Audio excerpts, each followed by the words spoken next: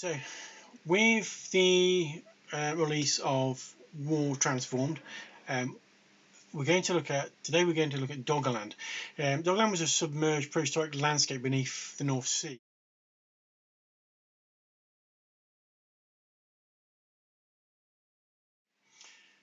Doggerland is a submerged prehistoric landscape beneath the North Sea.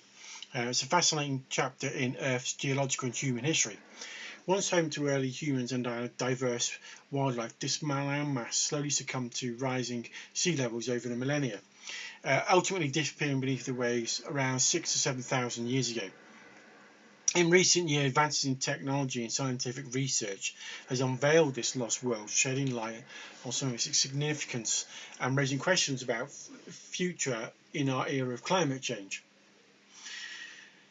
Now, the Doggerland in War Transformed wasn't always submerged beneath the North Sea. Its story began thousands of years ago during the last ice age, when vast ice sheets covered much of northern Europe. Massive glaciers caused the sea levels to drop significantly, revealing extensive land areas that are now submerged. As the climate began to warm and the ice sheets receded, the sea levels rose and gradually engulfing these ancient lands. There have been efforts to map Doggerland, and it's been ongoing for many years, but advancements in technology such as sonar and high-resolution bathymetry have allowed researchers to create detailed reconstructions of this lost world.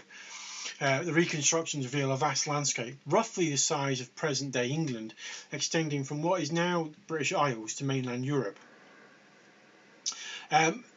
That section of land was home to a wide variety of plant and animal species, many of which are now extinct or have migrated to different regions.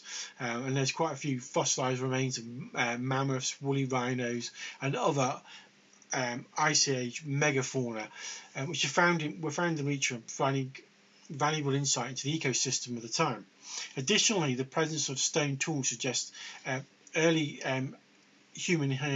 humans inhabited this section of land as well. The archaeological evidence suggests that the Doggerland was inhabited by ancient human populations who lived off the rich resources, and these were probably hunter-gatherers relying on the abundant wildlife and fertile land for sustenance. But as the sea levels continued to rise, these communities likely migrated to higher ground or adapting to new environments, and probably moved into what is now the UK and what is now Europe. Doggerland's fate is a stark reminder of the profound influence our climate can have on the planet's geography. The rising sea levels that submerged this landmass were driven by natural climatic shifts, and they caused the sea levels to rise at an accelerated rate. The story of Doggerland serves as a sort of savoury lesson about the potential consequences of environmental change. So, the study of Doggerland is not just a matter of historical curiosity; it also has the contemporary relevance because of the climate change that we're now enduring, and so it gives us some understanding of past civilizations and how they coped with rising seas and shifting landscapes, and that can kind of inform our responses to our current challenges that we're facing with all of those sorts of things.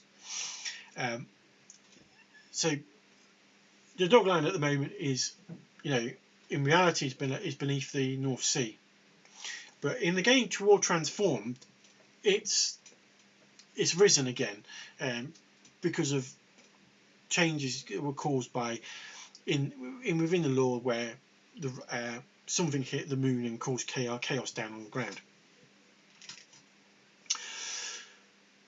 So now we can kind of look at what the archaeological evidence for Doggerland and what was there, and it can kind of give us an idea of what the Doggerland is for our games, for our wargaming, and give us some idea of terrain.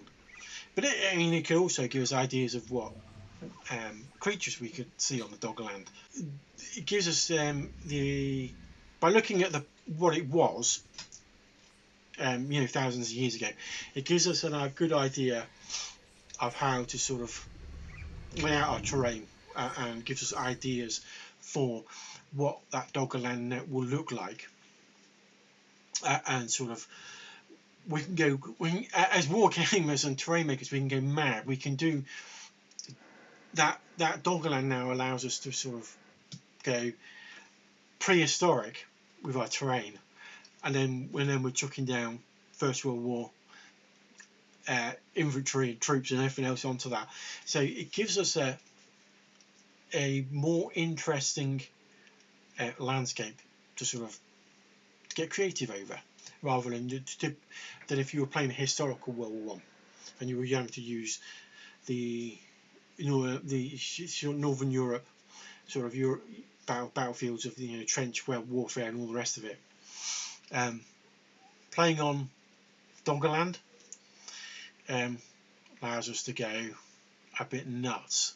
We can put down things that we wouldn't be able to play with in terrain wise in a normal First World War game. We can go with historic sort of prehistoric landscape terrain, big sort of plant life and that doesn't exist anymore. We can go fully in nuts with creating terrain for War Transformed. So yeah, that's what this video has been about. Was I was looking at it, what the Doggerland was